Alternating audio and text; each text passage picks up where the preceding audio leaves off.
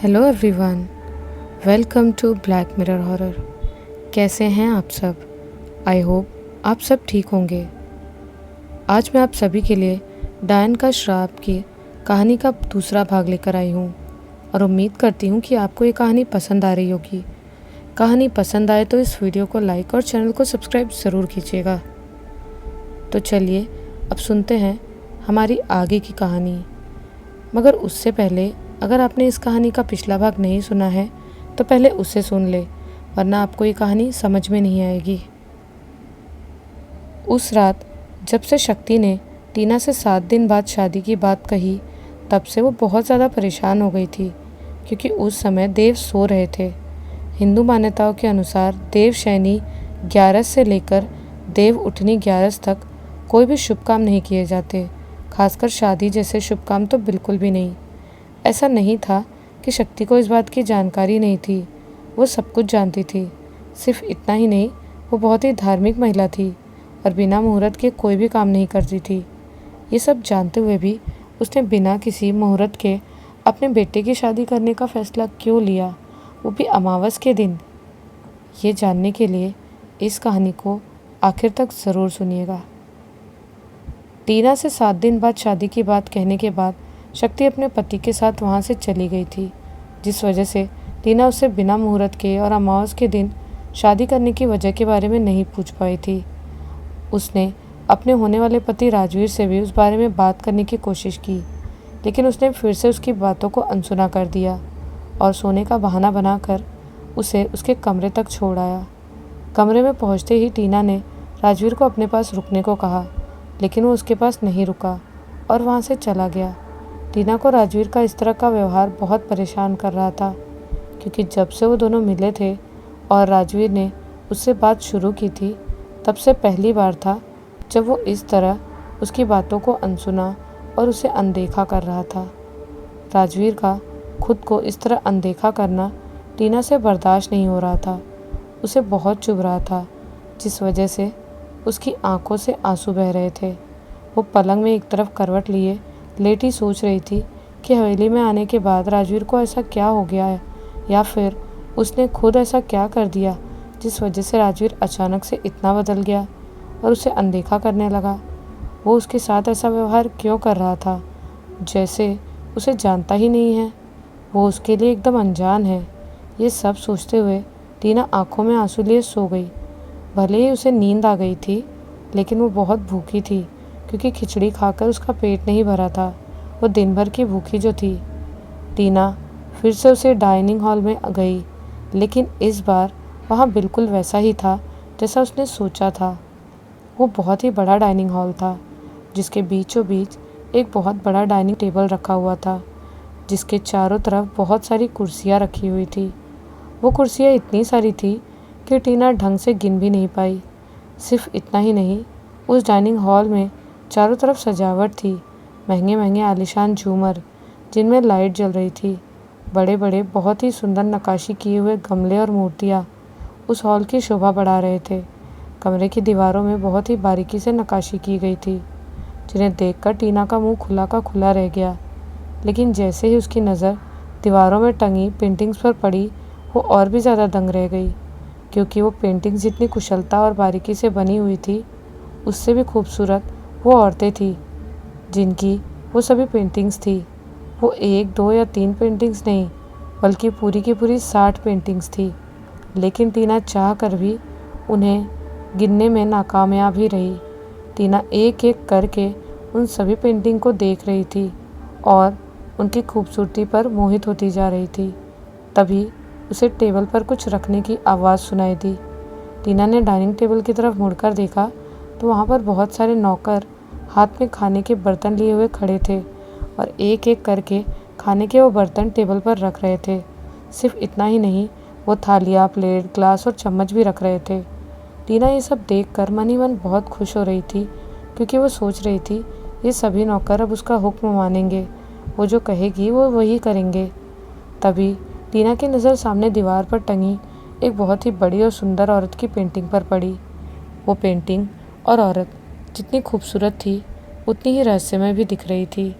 टीना को वो बहुत ही अजीब लग रही थी, लेकिन उसे समझ नहीं आ रहा था कि वो पेंटिंग अजीब क्यों लग रही है, क्योंकि वो पेंटिंग अच्छी तरह बनी हुई थी। सभी रंग एकदम सही थे और वो औरत भी बहुत सुंदर थी और उसने श्रृंगार भी पूरा और सही किया हुआ था। फिर भी उसे उस औरत के श्रृंगार में कुछ अधूरा लग रहा था, लेकिन वो समझ नहीं पा रही थी कि उस औरत ने ऐसा क्या नहीं पहना जिस वजह से वो अधूरी लग रही है।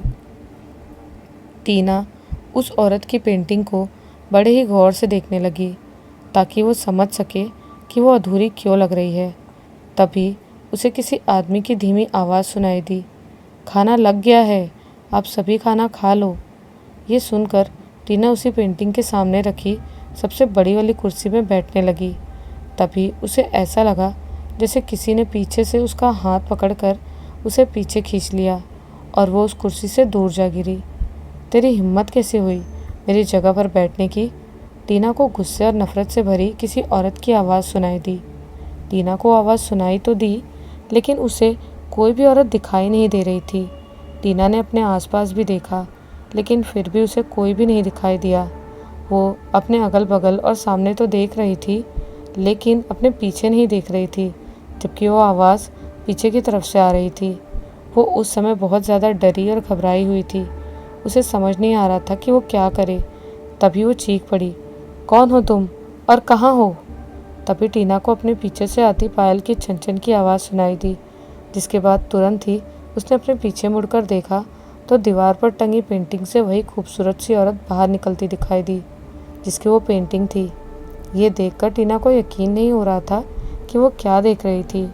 वो सोच रही थी शायद वो सपना देख रही है।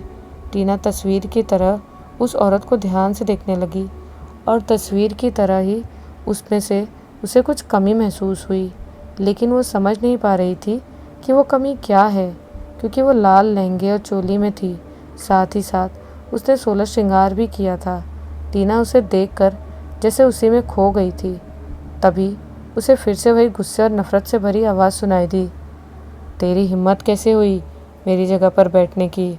सालों से मैं वहाँ बैठ रही हूँ, तू कहीं और बैठ। वो आवाज़ सुनकर टीना होश में आ गई, जिसके बाद उसने देखा कि वो औरत उसी कुर्सी में बैठ गई जिसमें वो बैठने की कोशिश कर रही थी। उस समय टीना बहुत भूखी थी, तो उसने बिना देर किए दूसरी कुर्सी में बैठने की कोशिश की, लेकिन इस बार भी उसे डरावनी और नफरत से भरी आवाज़ ने बैठने से रोक दिया, जिसके बाद उसे हॉल में चारों तरफ से चूड़ियों की खनखन और पायलों की छन-छन सुनाई देने लगी। टीना ने जैसे ही अपनी नज़रें चारों तरफ घुमाई तो उसने देखा कि हॉल की दीवारों पर टंगी पेंटिंग से औरतें बाहर निकलकर डाइनिंग टेबल की तरफ आ रही हैं। उसके देखते ही देखते वो हॉल खूबसूरत औरतों से भर गया, जिन्होंने लगभग एक ही तरह के कपड़े पहने हुए थे। लाल रंग के लहंगे और चोली, और उनका श्रृंगार भी एक ही तरह का था। वो सभी औरतें एक एक करके डाइनिंग टेबल के चारों तरफ रखी कुर्सियों पर बैठ रही थी। उनके बैठने के बाद एक भी कुर्सी खाली नहीं बची थी। टीना को उस समय बहुत गुस्सा आ रहा था, लेकिन वो डर भी रही थी, क्योंकि उसने उससे पहले वैसा कुछ नहीं देखा था। हॉल में मौजूद टीना के अलावा सभी औरतें पेंटिंग्स में से निकली थी, जिसके बाद हॉल में मौजूद नौकरों ने उन्हें खाना परोसा और वो सब मिलकर खाने लगी। वो औरतें और नौकर टीना को इस तरह नज़रअंदाज कर रहे थे जैसे कि वो वहाँ पर है ही नहीं। टीना बहुत भूखी थी। तो उसने एक दो बार नौकरों को आवाज़ भी लगाई कि अगर डाइनिंग टेबल पर जगह नहीं है तो वो उसके लिए ज़मीन पर ही थाली परोस दे, लेकिन उन्होंने उसकी बात अनसुनी कर दी। लेकिन एक नौकर बोला, अभी आपको खाना नहीं मिलेगा, अमावस की रात के बाद अगले दिन से आपके लिए भी एक थाली परोसी जाएगी, तब तक आपको भूखा रहना पड़ेगा। उसका इतना कहना था कि वो सभी औरतें टीना की तरफ देखकर ज़ोर ज़ोर से रोने लगी। उनका रोना टीना को ऐसा लगा जैसे वो किसी की मौत का मातम मना रही हों। रोने के बाद वो सभी फिर से खाना खाने लगी और भूखी टीना उन्हें खाना खाते हुए देख रही थी। खाना खा लेने के बाद वो सभी औरतें एक एक करके फिर से उन्हीं पेंटिंग्स में जाकर समा गई जिनसे वो निकली थी। आखिर में सिर्फ वही औरत बची जिसने उसे पहली बार कुर्सी से बैठने से रोका था।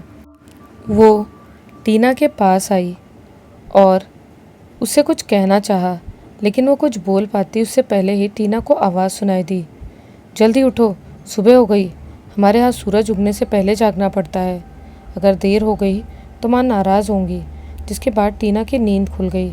जागने के बाद उसने खुद को बिस्तर पर पाया और उसके बगल से राजवीर बैठा हुआ था। टीना समझ नहीं पा रही थी कि इतनी जल्दी ये सब क्या हो गया। अभी तो वो डाइनिंग रूम में थी और एक औरत उसके पास थी, लेकिन अचानक वो बिस्तर पर कैसे आ गई।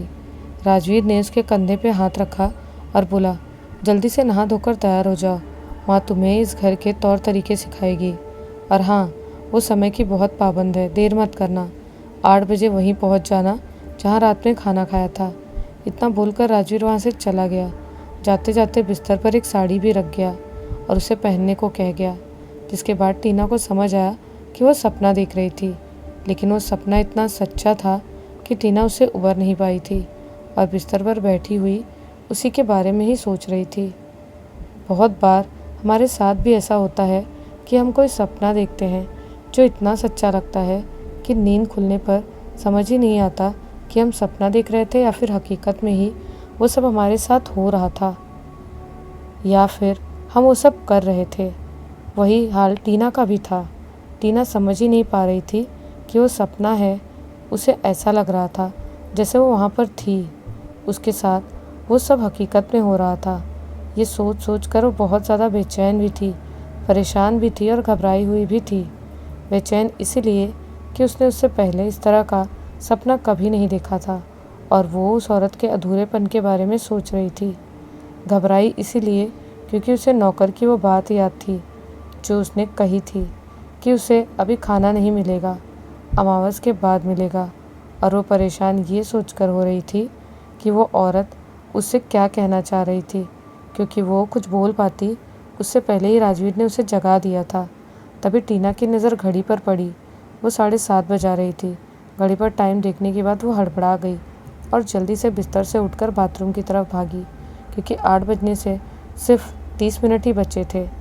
जल्दी ही टीना नहा कर आई और राजवीर की दी हुई साड़ी पहनने लगी। साड़ी पहनते हुए बहुत अजीब सा एहसास हो रहा था उसे, क्योंकि उसे वो साड़ी पहले कहीं देखी देखी लग रही थी। तभी उसे याद आया कि उसने सपनों में जिन औरतों को देखा था उनमें से सभी ने इसी तरह की ही साड़ी पहनी हुई थी। जिसके बाद वो बहुत ज़्यादा घबरा गई, लेकिन उसकी घबराहट तब और बढ़ गई जब उसे एहसास हुआ कि पीछे से कोई उसका साड़ी का पल्लू उसके सिर पर रख रहा है। उसने पीछे मुड़कर देखा तो वहाँ पर कोई भी नहीं था। जिसके बाद उसे फिर से किसी के सिसक सिसक कर रोने की आवाज़ सुनाई देने लगी। टीना रोने की वो आवाज़ पहले भी सुन चुकी थी। टीना के साथ उस हवेली में इतना कुछ हो रहा था जिससे वो ये तो समझ चुकी थी कि इस हवेली में किसी आत्मा का साया है जो उसी के आसपास घूम रहा है, लेकिन वो ये नहीं समझ पा रही थी कि वो उसे क्यों परेशान कर रहा है, क्योंकि वो तो पहली बार इस हवेली में आई थी। उस वक्त उसके मन में बहुत से सवाल थे, लेकिन उनके बारे में सोचने के लिए टीना के पास बिल्कुल भी वक्त नहीं था, क्योंकि 8 बज चुके थे। टीना बिना गहने पहने ही डाइनिंग हॉल की तरफ भागी। लेकिन ये क्या, डाइनिंग हॉल तो बिल्कुल वैसा ही था जैसा टीना ने सपने में देखा था। उतना ही बड़ा डाइनिंग टेबल, उसी तरह की कुर्सियाँ, वैसी ही सजावट, यहाँ तक कि वो सभी पेंटिंग्स भी थी जो टीना ने सपने में देखी थी। बस वहाँ पर मौजूद नौकर उनके जैसे नहीं थे जो उसने सपने में देखे थे, और वो औरतें नहीं थी, सिर्फ उसकी होने वाली सास शक्ति, होने वाला ससुर महावीर और राजवीर ही थे, और उनके साथ कुछ नौकर। सपने में देखा हुआ डाइनिंग हॉल और अभी देख रही डाइनिंग हॉल को देखकर टीना एकदम से घबरा गई। लेकिन उसकी घबराहट तब और बढ़ गई जब उसने दीवार पर टंगी वो पेंटिंग देखी जो उसे अधूरी लग रही थी। रात में जब टीना खाना खाने आई थी तब डाइनिंग हॉल में अंधेरा था, सिर्फ लालटेन ही जल रही थी, जिस वजह से टीना पूरे डाइनिंग हॉल को अच्छी तरह से देख नहीं पाई थी। टीना उस पेंटिंग को अच्छी तरह देख पाती उससे पहले ही शक्ति ने फटकार लगा दी। टीना, तुम गहने पहनकर क्यों नहीं आई? क्या तुम नहीं जानती गहने इस घर की बहू की शान है और हमारे खानदान की इज्जत है? जल्दी जाओ और गहने पहन कर आओ। शक्ति का इस तरह लताड़ना टीना को बिल्कुल भी पसंद नहीं आया था, क्योंकि वो जिस उम्मीद से शादी से पहले ही उसके घर रहने आ गई थी वो सब टूटकर बिखर गई थी, क्योंकि राजवीर भी पूरी तरह बदल गया था और उसकी माँ भी। राजवीर की माँ जब पहली बार टीना से मिली थी तब उसका व्यवहार कुछ और था और अब कुछ और ही है। तब वो उसे अपनी बेटी की तरह मान रही थी और अब तो वो उसे बहू भी नहीं मान रही। शक्ति की बातों से टीना की आंखें भर आई। उसकी उम्मीदें टूटकर बिल्कुल बिखर चुकी थी। टीना ने उसकी बातों को नज़रअंदाज कर दिया और कुछ देर बिना कोई हरकत किए चुपचाप खड़ी रही और उसकी आंखों से आंसू बहने लगे। तभी उसे ऐसा लगा जैसे किसी ने आकर उसके कान में कहा, अभी तो ये शुरुआत है, आगे आगे देखो होता है क्या। वो आवाज़ वैसी ही थी जैसे उसने सपने में सुनी थी, लेकिन इस बार वो गुस्सा और नफरत नहीं बल्कि एक तरह का डर था उस आवाज़ में। तभी शक्ति फिर से बोली, तुझे सुनाई नहीं दिया मैंने क्या कहा?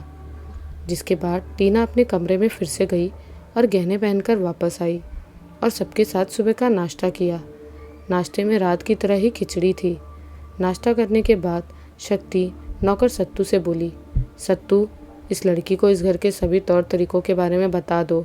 इसे हमारे ख़ानदान की बहू बनना है तो हमारे सभी तौर तरीके पता होना चाहिए, ताकि आज की तरह ये फिर से दोबारा कोई गलती ना करे। इतना बोलकर वो वहाँ से चली गई। उसके पीछे पीछे राजवीर और महावीर भी चले गए। उसके जाने के बाद सत्तू ने टीना को सब कुछ समझा दिया, जैसे कि कितने बजे उठना है, कितने बजे सुबह का नाश्ता करना है, खाना खाने का टाइम कब है और मेहमानों से कैसे मिलना है। लेकिन सत्तू जब टीना से ये सब बता रहा था तब उसकी आवाज़ कांप रही थी। उसकी आवाज़ में दर्द था जो टीना को समझ आ रहा था। क्या हुआ काका, अब किसी तरह की परेशानी में हो क्या? सत्तू की उम्र लगभग 60 साल की थी, जिस वजह से टीना का मन उसे काका कहने का हुआ। लेकिन सत्तू ने उसकी बात का कोई जवाब नहीं दिया और उसे उसके कमरे तक ले जाकर छोड़ आया। उसके बाद अगले 5 दिनों तक सब कुछ पहले की तरह ही चलता रहा। टीना को सुबह 6 बजे उठा दिया जाता, फिर 8 बजे नाश्ता, दोपहर 1 बजे खाना और रात में फिर से 8 बजे खाना। इस तरह टीना के अगले 5 दिन बीत गए। वो 5 दिन टीना के लिए किसी बुरे सपने से कम नहीं थे, क्योंकि हर रात उसे डरावने सपने आते थे जिनके बारे में वो किसी से भी नहीं बता सकती थी, क्योंकि उसकी बात सुनने वाला कोई भी नहीं था। इन 5 दिनों के दौरान टीना ने सिर्फ खिचड़ी ही खाई थी, वो भी सिर्फ एक बार में, जितनी परोसी जाती थी सिर्फ उतनी ही। इन सब बातों से टीना बहुत परेशान रहती थी, लेकिन उसके लिए इन सब बातों से भी ज़्यादा परेशान करने वाली बात थी राजवीर का बदलाव, जो उसका दिल तोड़ रहा था, जिस वजह से उसके मन में कई बार शादी न करने के ख्याल भी आते थे।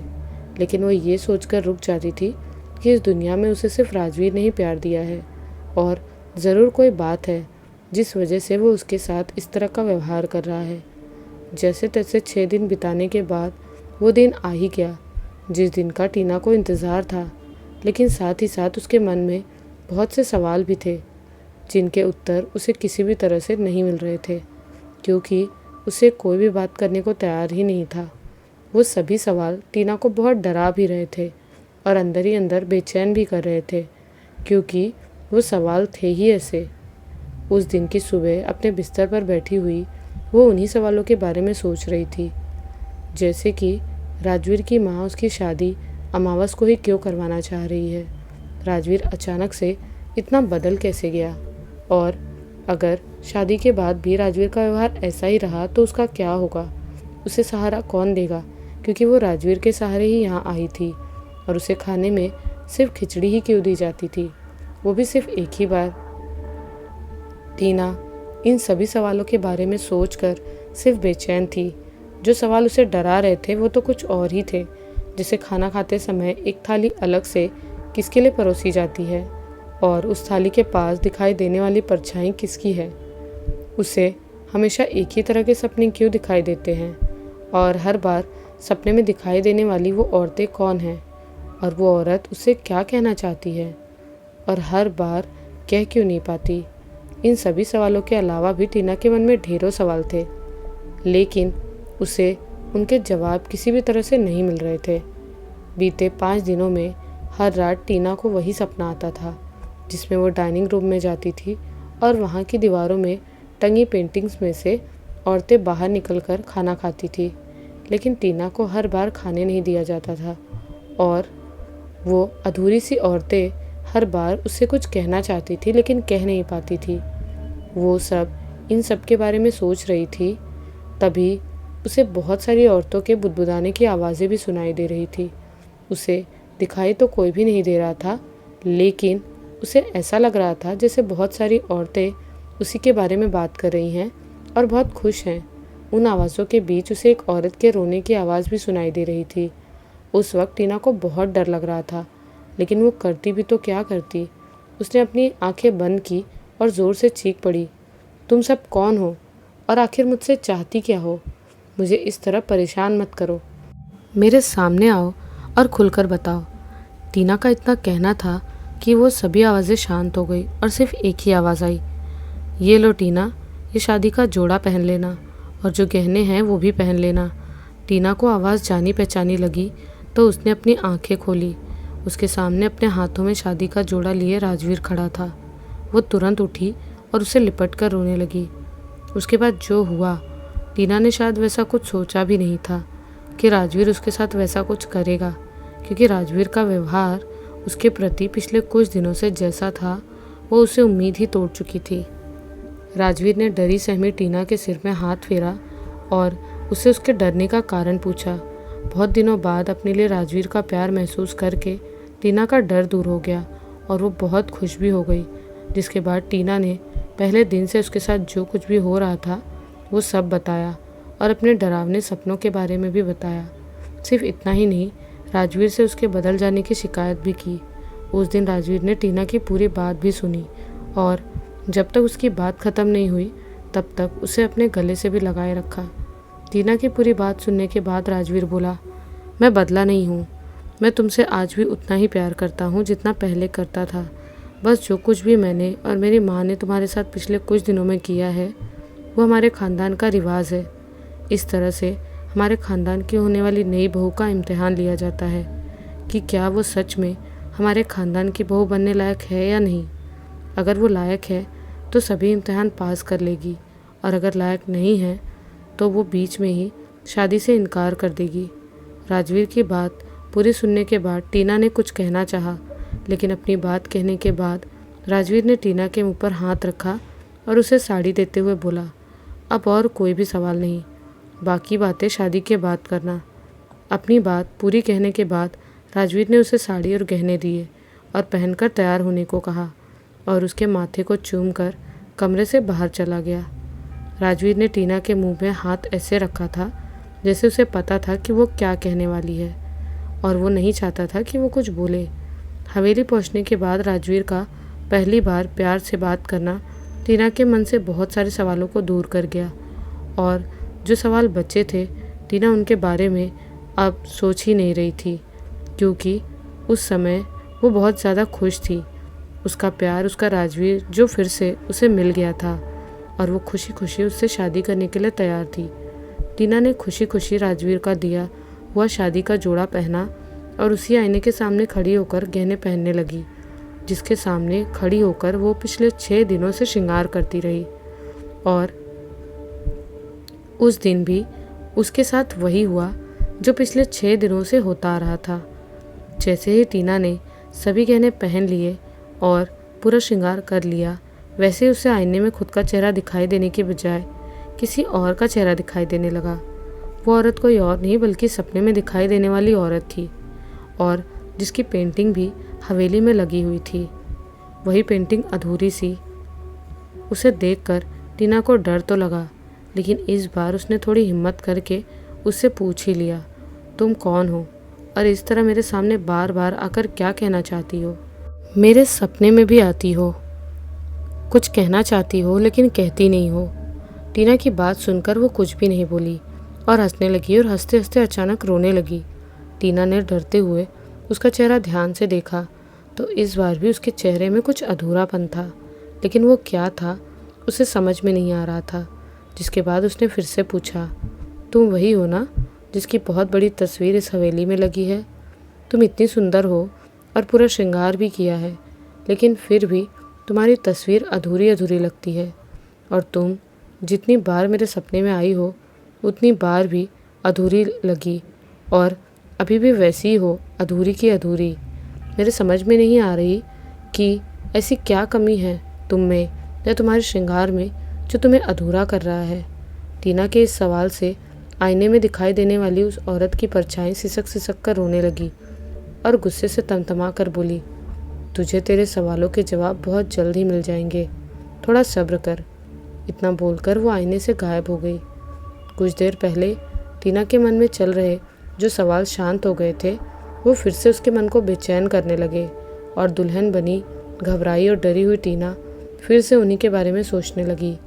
वो औरत कौन थी जो टीना को बार बार दिखाई दे रही थी और वो पूरा श्रृंगार करने के बावजूद अधूरी क्यों दिखती थी। उसके अलावा वो सभी औरतें कौन थी जो टीना के सपने में आकर डाइनिंग हॉल में खाना खाती थी। और क्या राजवीर ने जो बात टीना से कही वो पूरी तरह से सही थी। इन सब सवालों के जवाब जानने के लिए डायन का श्राप पार्ट 3 ज़रूर देखिएगा। इस कहानी में आज के लिए बस इतना ही। मिलती हूँ इस कहानी के अगले भाग के साथ बहुत जल्द। तब तक के लिए बाय एंड टेक केयर।